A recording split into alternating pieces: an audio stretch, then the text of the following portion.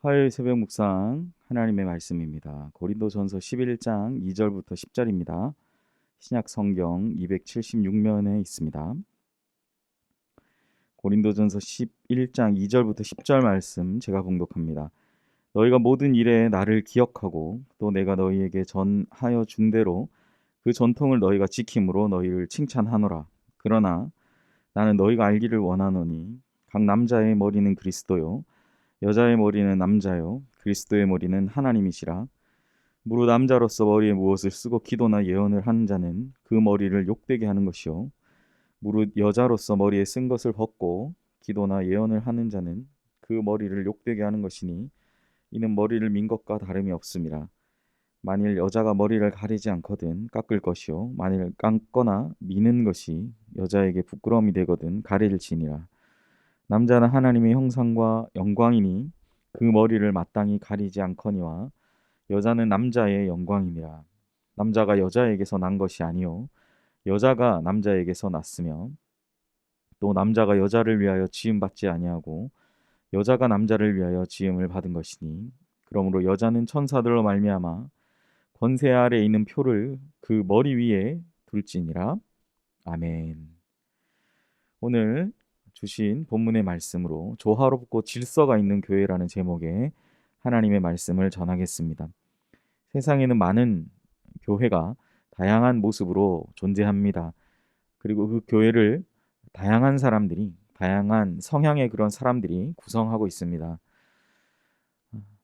본문은 이러한 교회의 다양성 가운데 서로 조화를 이루며 하나님의 뜻을 이루며 나아가기 위해서 어떻게 우리가 나아가야 하는지를 우리에게 가르쳐 주시는 그러한 말씀들이 오늘 본문에 나타나 있습니다.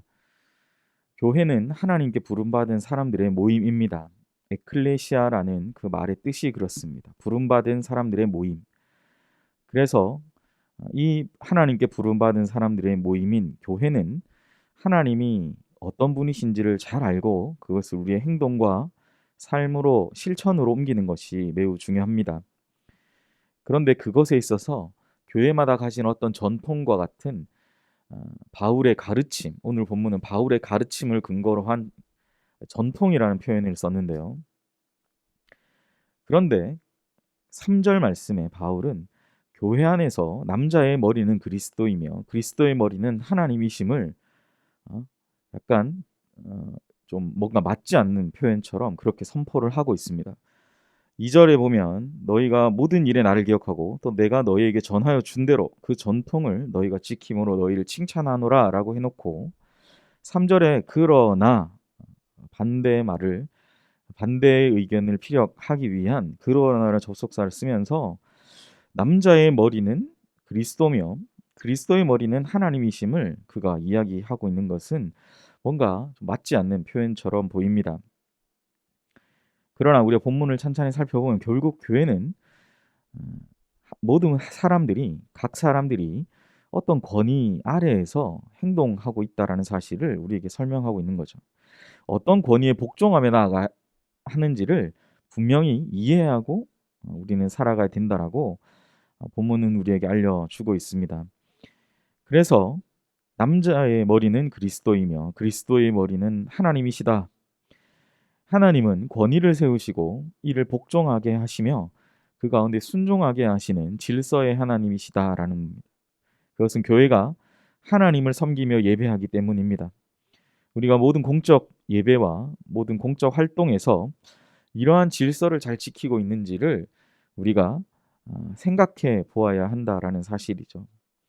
어쩌면 우리가 그러한 하나됨과 일치된 모습, 우리가 사람의 말은 듣지 않지만 하나님의 뜻에는 순종하는 그것으로 말미암아 교회가 하나된 모습을 보이는 것이 사실은 그러한 교회의 질서와 그러한 교회의 일사불란한 아름다운 모습들이 세상 사람들이 교회가 이 질서의 하나님께 순종하며 나아가는 것을 그들은 그것을 보고 사실은 교회의 그런 힘과 또 교회의 그런 모습들을 사실은 아름답게 보고 있는 것입니다.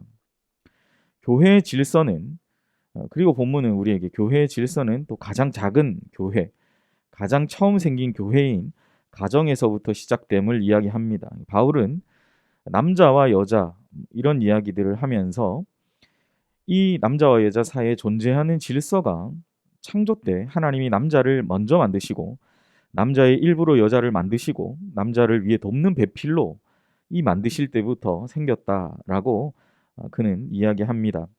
이것은 남자의 가부장적인 권위, 그것을 주장하기 위한 것이 아니며 여권 신장 운동가들처럼 이건 성경에 나타난 구시대적인 주장이라고 바울의 이 말씀을 폄하해서도 안 되는 성경적인 진리입니다. 그 말씀 그대로 타락한 인간이 이것을 악용하는 것뿐이지 말씀 그대로 남자와 여자는 이렇게 서로 상호적으로 서로 보완하는 아름다운 가정, 그 작은 교회에서부터 이 질서는 시작돼야 한다라고 오늘 본문은 우리에게 말씀하시는 것이죠.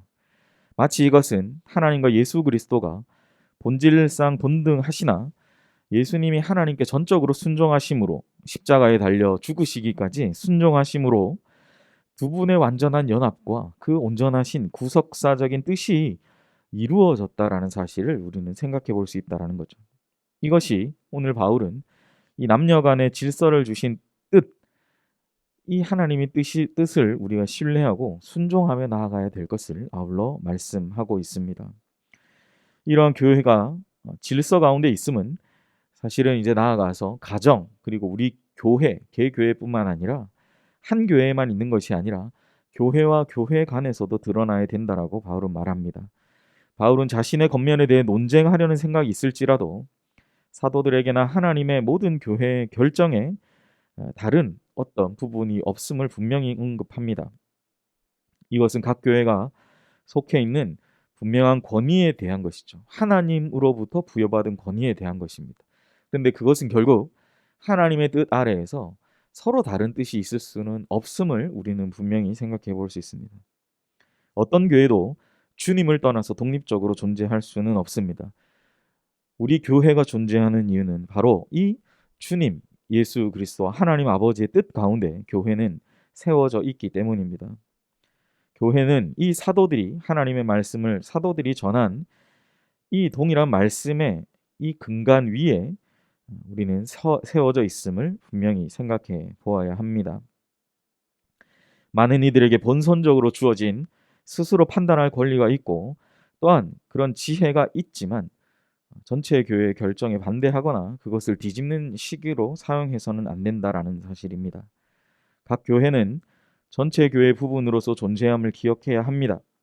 하나님이 세우신 권위에 복종하는 방식으로 각 교회는 또 모든 교회는 조화롭게 질서 있게 유지됨을 우리는 오늘 말씀을 통해 분명히 생각해 보아야 할 것입니다. 이러한 질서 가운데 참된 조화를 추구하는 주님의 귀한 하루 살아가시는 우리 연희교회 성도님들 되시기를 주님의 이름으로 축복합니다. 기도하겠습니다. 하나님 아버지, 하나님께로부터 권위가 나왔고 그 권위를 부여하신 우리가 어떻게 그것을 사용해야 할지를 오늘 하루도 우리의 삶 가운데 전심으로 기도하며 엎드리며 하나님의 뜻에 순복하며 나아가는 우리 모든 주님의 백성들 되게 하여 주시옵소서. 그리하여 오늘 바울이 이야기하는 이 분쟁 많고 말도 많았던 고린도 교회 가운데 바울이 조화롭고 하나님의 질서가 있는 교회로 세워지기를 원했던 이 귀한 말씀에 대해서 붙잡고 나아가는 우리 사랑하는 연희교회 모든 성도님들 되게 하여 주시옵소서. 감사드리며 예수님의 이름으로 기도하옵나이다. 아멘. 시간 함께 화면을 보시면서 기도하기를 원합니다. 먼저 말씀을 생각하시며 하나 되고 조화롭게 또한 이 질서의 하나님을 따라 살아가는 은혜의 하루가 되게 하소서 기도하시고, 두 번째로 담임 목사님 청빙 과정 가운데 있습니다. 청빙 과정이 은혜 가운데 잘 진행될 수 있도록 기도하시기를 바랍니다. 세 번째로 코로나19의 조속적인 종식과 교회와 모든 성도들의 안전을 위해서 기도해 주시고, 네 번째 우리 선교사님이 귀하실 때 영국 최정상 윤명희 선교사님 건강과 또 사역 또한 가정을 위해서 기도해 주시기를 바랍니다. 마지막으로 우리 환우분을 위해 기도하실 때 혈액암으로 계속 항암 치료 중에 계신 우리 김명순 권사님 항암 치료 가운데 하나님 힘 주심으로 치료 잘 받게 하시고 회복을 위해서 기도해 주시기를 바랍니다. 우리 다 함께 기도 제목을 보시고 함께 기도하겠습니다.